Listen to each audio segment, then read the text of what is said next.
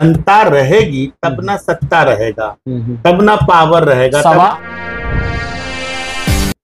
आपने देखा होगा कि पिछले चुनाव में, लोकसभा के चुनाव में या फिर पिछले विधानसभा के चुनाव में लगातार राहुल गांधी को पप्पू का दर्जा दिया जाता था, लेकिन वही राहुल गांधी अब सरकार से सवाल कर रहे हैं और इसका जवाब खुद चुनाव आयोग दे रही है। ये आज हमारे बीच मेहमान है, गोराबोड़ाम से 2020 में विधानसभा के प्रत्याशी रहे राजद के अफजल अली खान। अफजल अली खान से आज हम जानने का प्रयास करेंगे कि ये वही राहुल गांधी है जिसको लोग पप्पू कहा करते थे।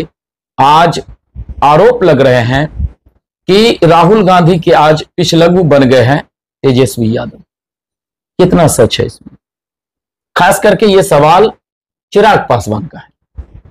जो लोग पक्ष में हैं, सत्ता में हैं, वो चाहते हैं कि कुछ भी बोल के लोगों को मुद्दे से भटकाना, लेकिन बिहार की जनता पूरी तरीके से समझ चुकी है कि किस तरीके से सत्ताधारी के द्वारा लोकतंत्र का हत्या किया जा रहा है। जो 18 वर्ष का हो गया है उसको वोट गिराने का अधिकार हम ये भारत की संविधान देती है, लेकिन आज उस वोट के लिए लोग रोड पे उतर के संघर्ष कर रहे हैं। लोगों का नाम काटा जा रहा है और वोट चोरी किया जा रहा है। तो आज देख लीजिए कि इस देश की क्या स्थिति है, इस राज्य की क्या स्थिति है, और इस राज्य का जो मुखिया है वो मुखिया की क्या स्थिति है। वो से अचेत अवस्था में है, फिजिकली, मेंटली, हर तरह से अस्वस्थ। रहा सवाल चिराग पासवान जी का, तो चिराग पासवान जी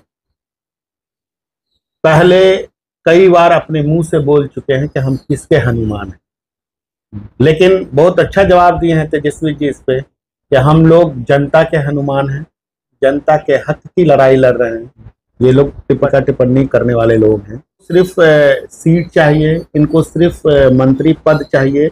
बिहार की जनता भाड़ में जाए, बिहार की जनता के साथ जो भी हो उससे इनको कोई मतलब नहीं है। बस ये मुंगेरी लाल का सपना देख रहे हैं कि हमको मुख्यमंत्री बना दिया जाए बिहार का। लेकिन बिहार की जनता आज त्रस्त है, बिहार की जनता आज परेशान है अपने वोट अधिकार को लेके, लाइन को लेके, रोजगार को लेके, बेरोजगारी को लेके, बहुत सारा मुद्दा है। फ्लड को लेके कई जिला प्रभावित रहता है, कई जिला बर्बाद होता है, हर साल बर्बाद होता है। मतलब चुनाव जब भी आता है लगातार वादे होते हैं, लेकिन चुनाव से पहले उस वादे पे काम नहीं होता, खास करके बिहार की अर्थव्यवस्था। जी बिल्कुल बिल्कुल, लगातार बिहार पलायन हो या फिर बाढ़ हो, ये तो हमेशा ये तो परमानेंट, मतलब ये जो प्रॉब्लम है ये परमानेंट हो गया है, लगता है ऐसा।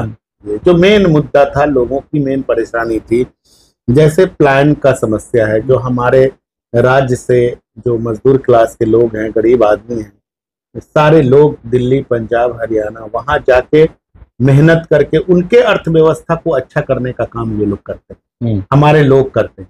लेकिन आज हमारे लोगों को अपने राज्य में कोई ऐसा काम नहीं है, कोई ऐसी फैक्ट्री नहीं है। अच्छा, राहुल गांधी के इस बिहार दौरा से विपक्ष कितना मजबूत हुआ है, खास करके विधानसभा चुनाव नजदीक है? यूनिटी इज आवर स्ट्रेंथ, एकता ही हमारी ताकत है।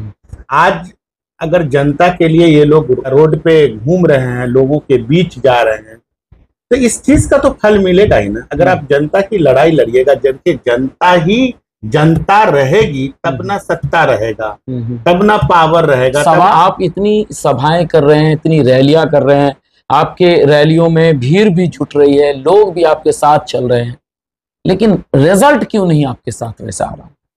देखिए, आप पिछले 2020 के चुनाव को उठा के देख लीजिए।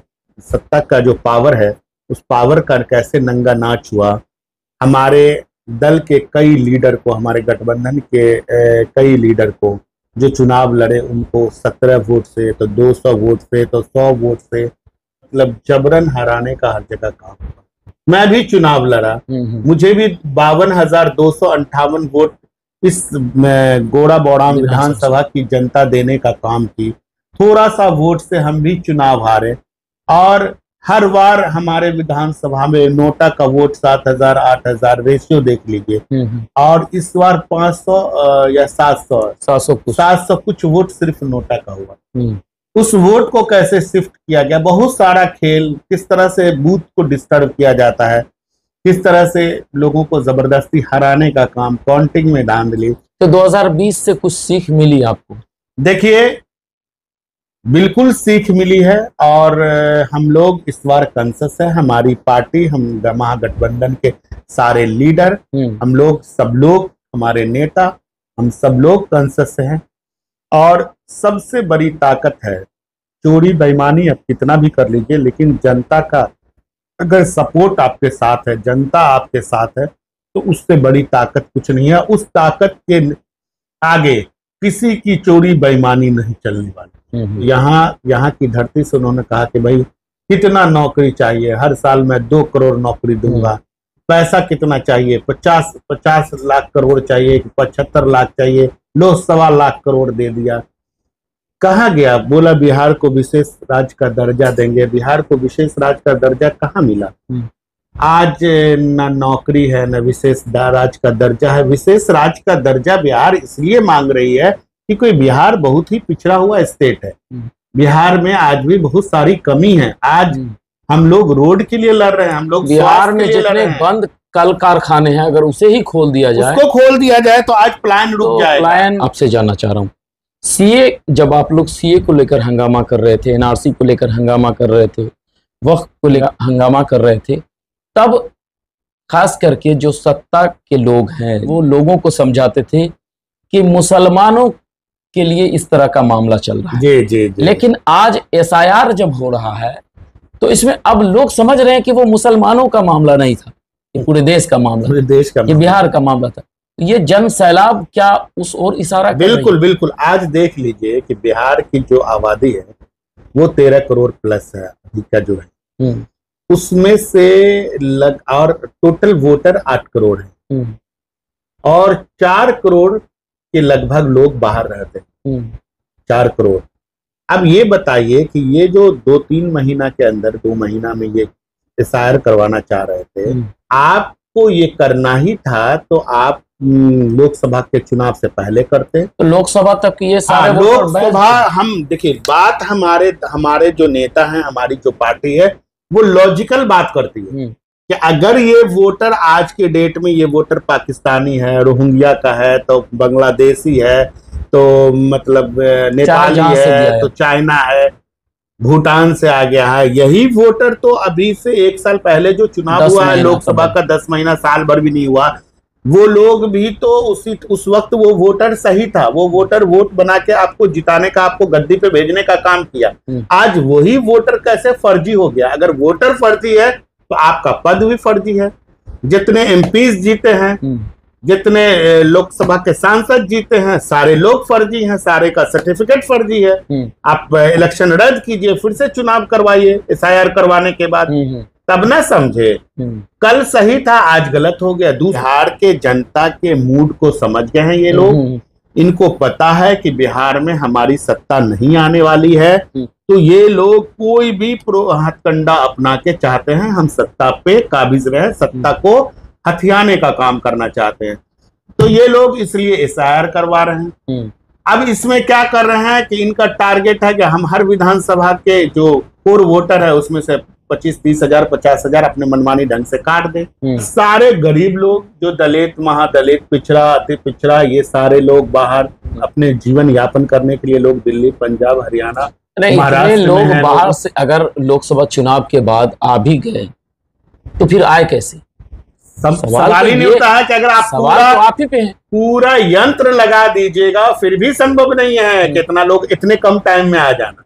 लेकिन आप तो जनता के द्वारा चुने हुए जनता के नौकर हो, और उसके बाद आप जनता की हत्या करना चाहते हो, लोगों की हत्या करना चाहते हो, वोट अधिकार खत्म करना चाहते हो। वोट अधिकार का मतलब है कि जब वोट का अधिकार अगर खत्म हो जाएगा, हमारा नाम अगर वोटर लिस्ट से कम जाता है, जब हम कट जाता है, जब हम भारत के नागरिक ही नहीं रहे, हिंदुस्तान के नागरिक नहीं रहे, तो हम, आप ये बताओ कि हमारा कोई भी हमको सुविधा मिलेगा यहाँ से? जब हम यहाँ के वोटर नहीं, यहाँ के नागरिक नहीं रहे, तो हम राशन कार्ड के लिए लड़ सकते हैं? किसी भी तरह का सरकारी लाभ कैसे आपको होगा? नहीं मिलेगा।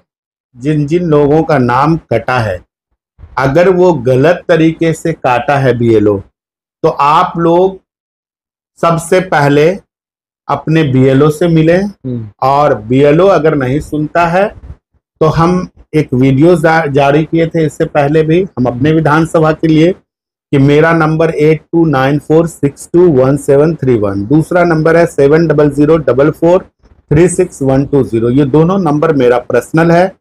और गोरा बौराम विधानसभा के आप किसी गांव, किसी पंचायत के हैं, किसी टोला मोहल्ला के हैं, अगर आपको आपका नाम जोड़वाने में कठिनाई हो रही है तो आप हमसे डायरेक्ट संपर्क करें। हम आपके लिए 24 घंटा उपलब्ध हैं। हम आपके नाम को जुड़वाने का काम करेंगे और लगातार ये काम हम कर रहे हैं। इसलिए किन्हीं का नाम अगर नहीं जुड़ पा रहा है तो आप लोग हर हाल में अपने नाम को, अपने अधिकार को बचाने का काम करें। अगर आपका वोटर लिस्ट में नाम नहीं रहा तो आप समझ लीजिए कि भारत के आप नागरिक नहीं है। तो आपको नागरिक रहना है, आपको कंसस रहना है, तो आपको अपना नाम जुड़वाना है। तेजस्वी यादव अब अपना विजन नहीं बताते, क्या लग रहा है कि देखिए कॉपी हो रही है? रीजन है ना कि सामने वाली जो सरकार है वो नकलची हो गई है। घोषणा हमारे नेता की है और कि हम 200 यूनिट बिजली को फ्री करेंगे, 125 तो बोले कि हम, वो बोलते हैं कि हम 125 कर देंगे। हम लोग बोले कि 1500 रुपया जितना भी पेंशन है, चाहे वो सामाजिक सुरक्षा पेंशन है, चाहे वो विधवा है या दिव्यांग है या जो भी पेंशन है, हम लोग की सरकार आएगी तो हम लोग इसको 1500 तो क्या आप तो बोलते हैं कि हम 1100 रुपया करेंगे। तो वो 1100 कर दिए। तो हम, मेरे कहने का मतलब करना है, रीजन था 1500। देखिए करना ही था तो 2000 कर देते कि भाई अगर तेजस्वी बोला है कि 1500 तो हम 2000 करेंगे। आप आगे बढ़ के कीजिए ना, तो आप 1100 400 आपके लिए छोड़ दिया। तो क्या देखिए आप अपना कुछ विजन बता सकते हैं कि या फिर वो भी कॉपी होगा? देखिए अभी हम लोग अपना जो भी विजन है वो ऊपर से मना है। एक लाइन में समझ लीजिए कि हर वो काम करेंगे जो जनता के लिए बेहतर हो। जनता की खुशी में हम लोगों की खुशी है। ये थे हमारे बीच अफजल अली खान और आप देख रहे थे DBN न्यूज।